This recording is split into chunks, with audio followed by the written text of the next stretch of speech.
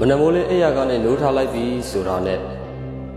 ဗုဒ္ဓံတရဏဂိသာမိဓမ္မတရဏဂိသာမိသံဃာတရဏဂိသာမိဆိုပြီးတော့ကိုယ့်ကိုယ်တရဏဂုံအရင်စောင့်တည်လိုက်တယ်စောင့်တည်လိုက်တဲ့အဓိပ္ပာယ်ကိုလည်းကိုယ်ကသိတယ်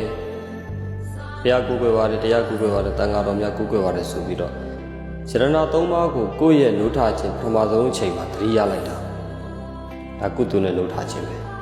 အဲ့ဒီကနေပြီးတော့မျက်နှာသွားတက်တယ်ရှည်နဲ့မျက်နှာကိုတီးလိုက်တဲ့အချိန်အေးချမ်းသွားတယ်လို့ဒါနဲ့တကွာအလုံးသောတတ္တဝါတွေဤကဲ့သို့အေးချမ်းကြပါစေဆိုပြီးတော့မေတ္တာစိတ်ကလေးနှလုံးသွင်းပြီးတော့မျက်နှာတက်မယ်ဆိုရင်မေတ္တာဘာဝနာကုသိုလ်ကိုတနေ့တာရဲ့နိုးထခြင်းတွေကိုအဲ့ဒါလိုလေးအစာပြုလိုက်မယ်ဆိုလို့ရှိရင်ကုသိုလ်နဲ့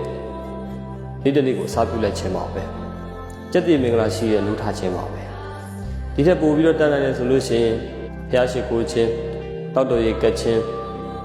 ပန်းကတ်ခြင်းဆွမ်းကတ်ခြင်းစီမီကတ်ခြင်းဒါတွေကိုလည်းပြုလုပ်လို့ရပါတယ်